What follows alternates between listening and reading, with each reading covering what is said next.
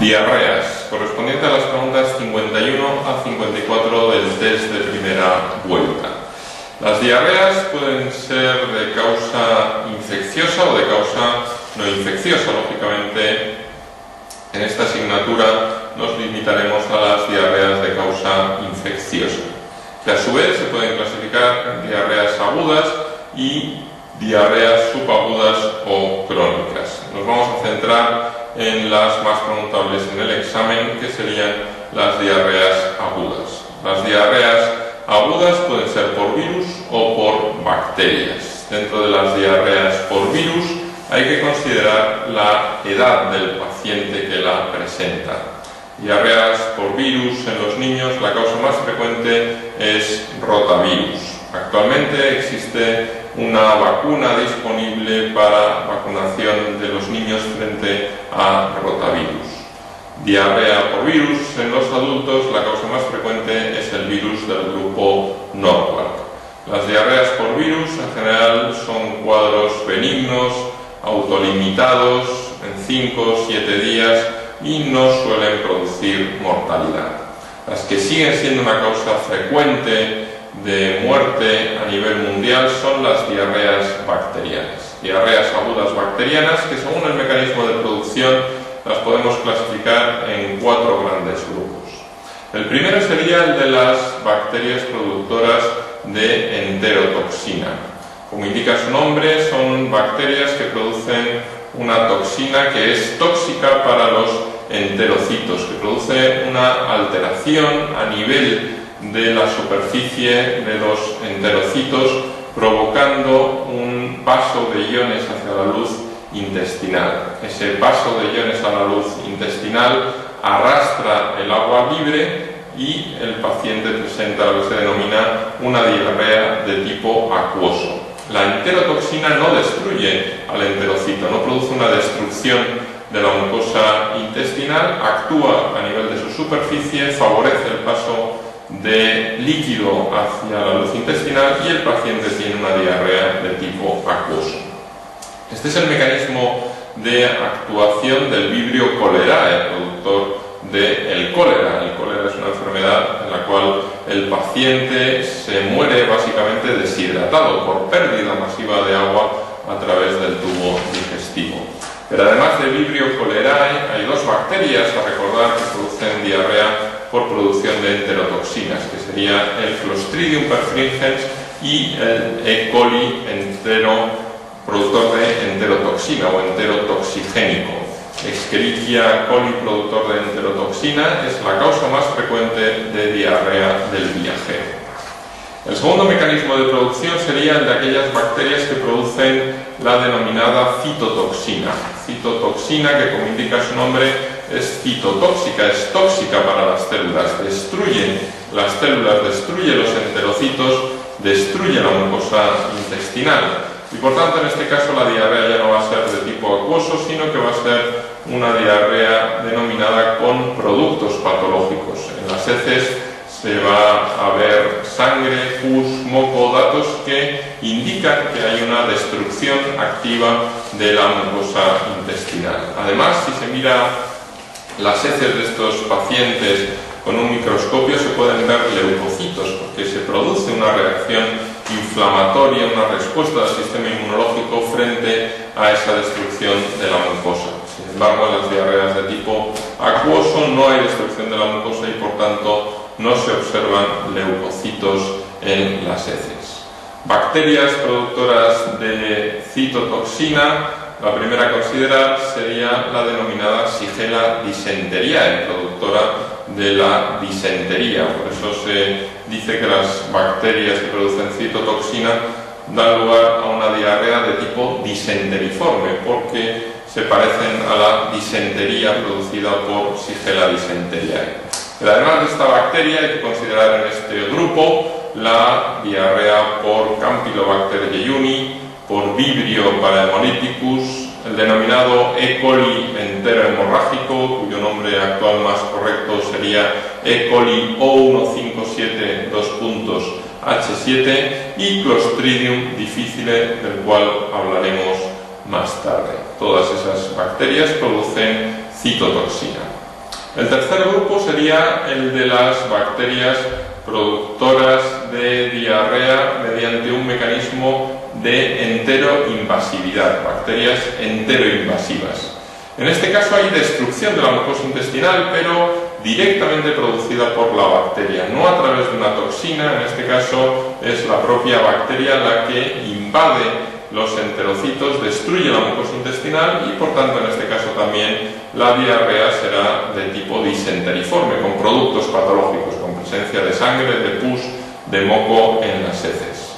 Bacterias que son enteroinvasivas, a destacar serían Shigella flexneri, Salmonella enteritidis y el denominado E. coli enteroinvasivo.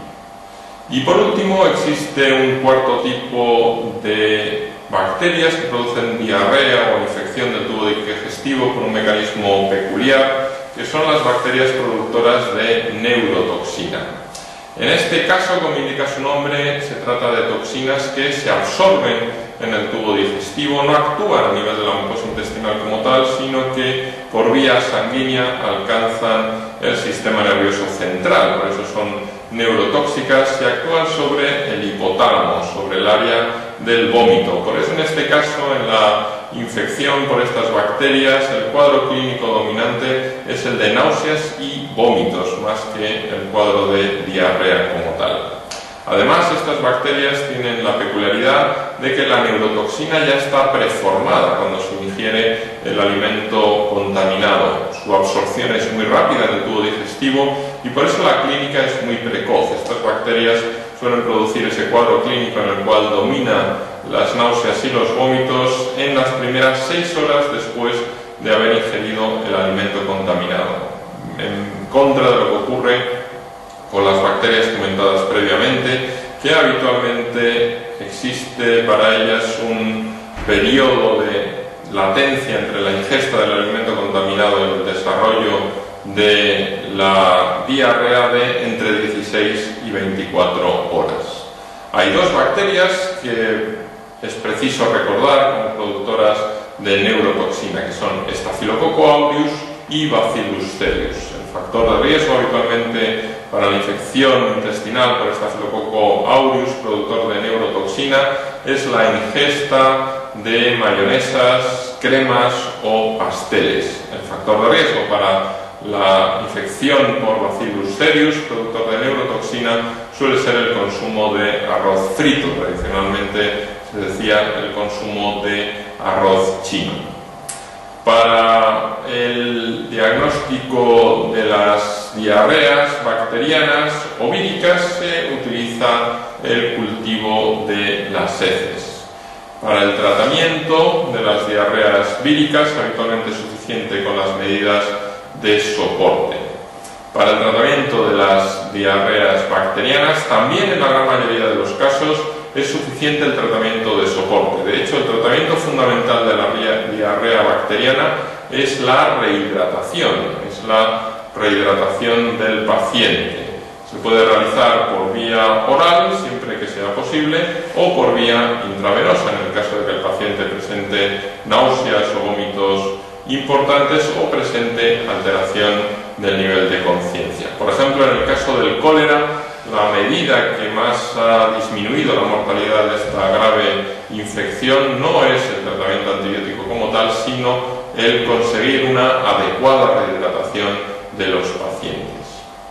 En el caso de que el paciente con diarrea bacteriana precise de tratamiento antibiótico, actualmente lo más utilizado son las quinolonas, por ejemplo, ciprofloxacino.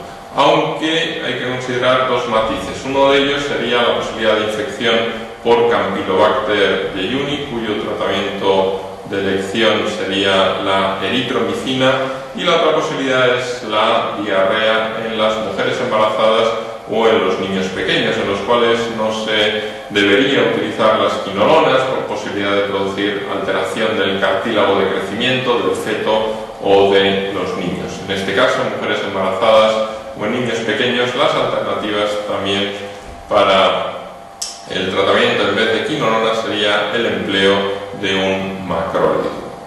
¿Cuáles serían las indicaciones del tratamiento antibiótico? Pues se debe restringir el tratamiento antibiótico de la diarrea bacteriana a 4 situaciones. En primer lugar, el paciente que presente un cuadro grave, con repercusión sistémica, con fiebre, con deshidratación, un cuadro sistémico en relación con la diarrea.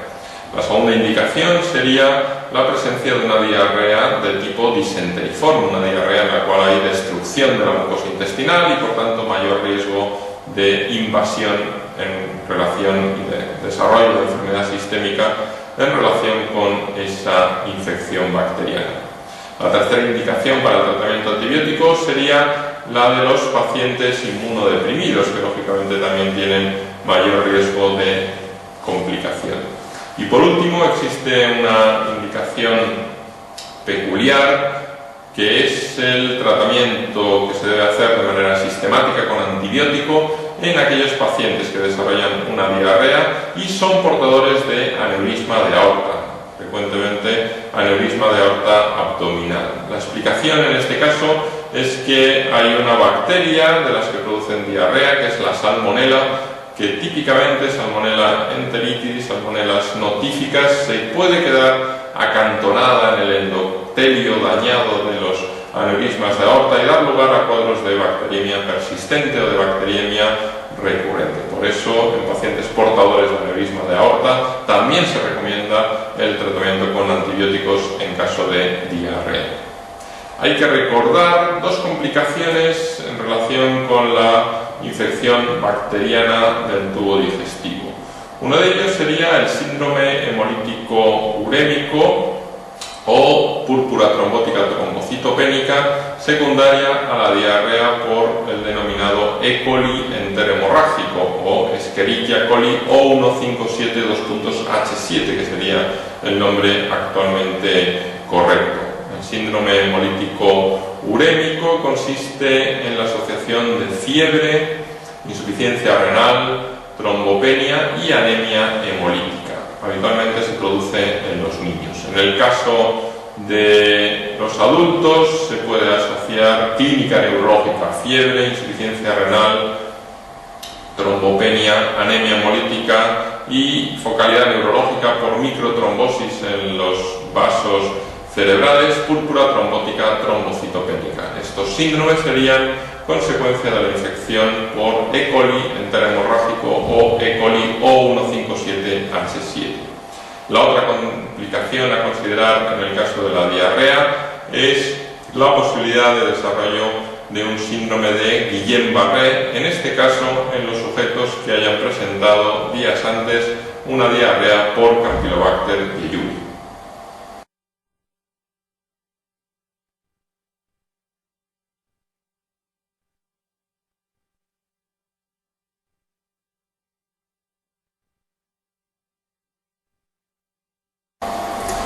Pregunta 55 del test de primera vuelta: colitis pseudomembranosa por Clostridium difficile.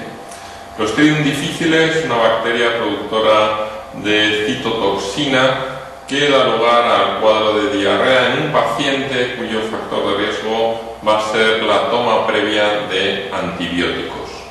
La citotoxina produce una destrucción de la mucosa y eso da lugar a la liberación de las denominadas pseudomembranas que se pueden ver en las heces o que se pueden identificar mediante colonoscopia.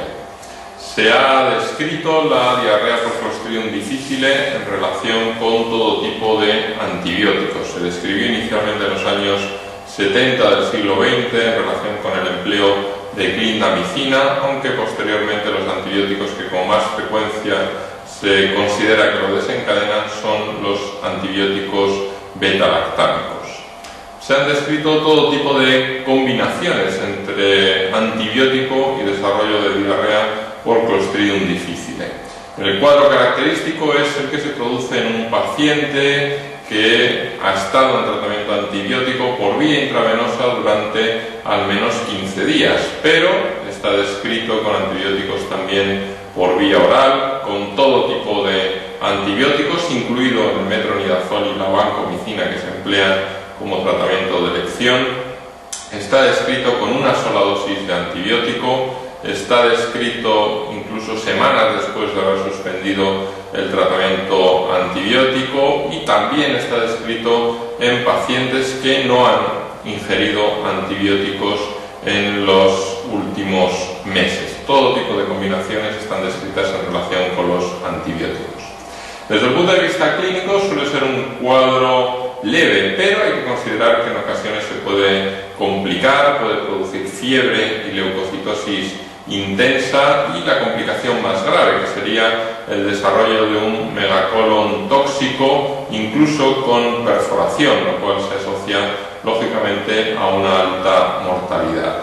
La prueba diagnóstica de elección para la diarrea por Clostridium difficile asociada a antibióticos es la detección de la toxina de tipo A o de tipo B en las heces del paciente. Se denomina Clostridium difficile porque es difícil que crezcan los coprocultivos, por tanto la prueba de elección no es el coprocultivo, sino la detección de la toxina del Clostridium en las heces.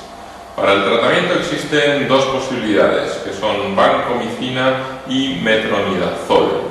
Tradicionalmente se considera en los últimos años que el tratamiento de elección era metronidazol por vía oral y como alternativa la vancomicina. Pero existen estudios recientes que sugieren que en casos graves el tratamiento de elección sería con vancomicina ante su mayor efectividad en esta situación, en casos de gravedad. Para casos más leves se sigue recomendando el empleo de metronidazol.